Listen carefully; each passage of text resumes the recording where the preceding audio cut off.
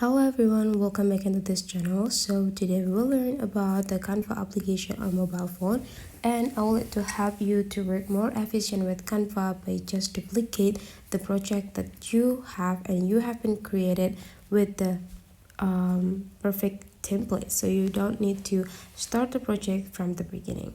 Open your Canva application first and wait until it's perfectly open on your mobile phone.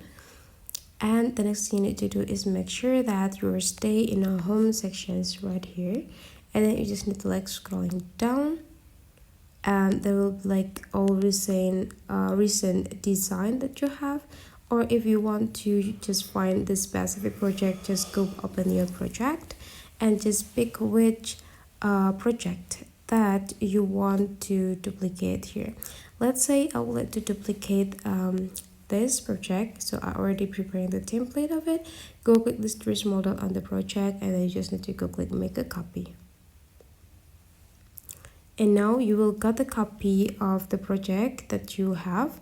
You just need to back into your home, and there will be copy of the name of the documents that you duplicate, and then you just need to open it and change the editing inside of this template.